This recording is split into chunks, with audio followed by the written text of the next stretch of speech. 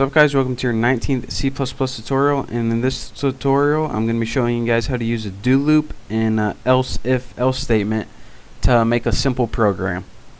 So let's go ahead and make a couple variables first. What our program is going to do is ask you how old I am, and then you're going to have to guess what my age is, and based on the input it's going to give you choices on what to do.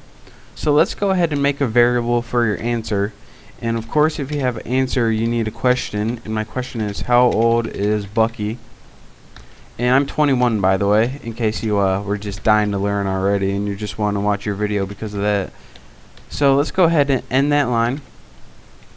And then once we got our variable and our question, we can go ahead and start making our if statements. So the first thing we want to do is have the user input an answer for our variable. So whatever they input right here, that's going to be stored in the variable answer. So now that we have that, let's go ahead and make a simple if statement. If the answer that they did is greater than 21, I'm gonna have it output too high, since I am not over 21 yet. And then we want to end that line. And then in the last tutorial I told you guys how to use it else, but if you have multiple choices, you can use something called else if, not is, if. And this allows you to have multiple choices the same question. So I'm gonna have if answer is less than 21, I want you to, let's just copy this, copy and paste. If it's less than 21, I'm going to have you input too low. So if you guess 13, then that's too low. But if you don't guess an answer that's too high and you don't guess an answer that's too low, I am going to have you output on the screen, let's see, what can it be?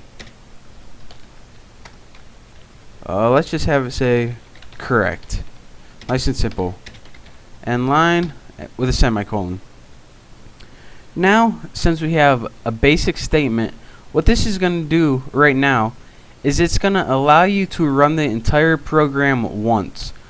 So say you guess an answer that's higher than 21, it's going to say too high, and then it's going to end the program. So let's go ahead and execute, compile, and run right now. Hopefully I didn't mess anything up. And it says, how old is Bucky? Now you get to guess. 43, press enter. Too high, press any key to continue. That's the end of your program. But you want to keep guessing and guessing until you get the right number. So to do that, here's what you need to do. You need to make a simple loop called a do loop. And remember, a do loop executes any bit of code at least once before checking whether it's true or not. So you want to do all of this code at least once, and the syntax for do loop is of course do. And once you get to while, this is where it checks if your test is correct or not. While the variable answer is not equal to 21, and then end that. So what's going to happen is this. You're going to keep getting this test over and over again, and it's going to allow you to keep guessing and guessing. And then at the end, if you guessed 21, it's going to end the program. But as long as you didn't guess 21, and as long as your answer is not equal to 21, it's going to keep doing this loop over and over.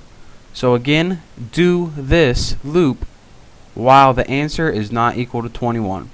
So let's go ahead, execute, compile, and run, and let's see, as long as we didn't mess anything up, we should get a nice working program.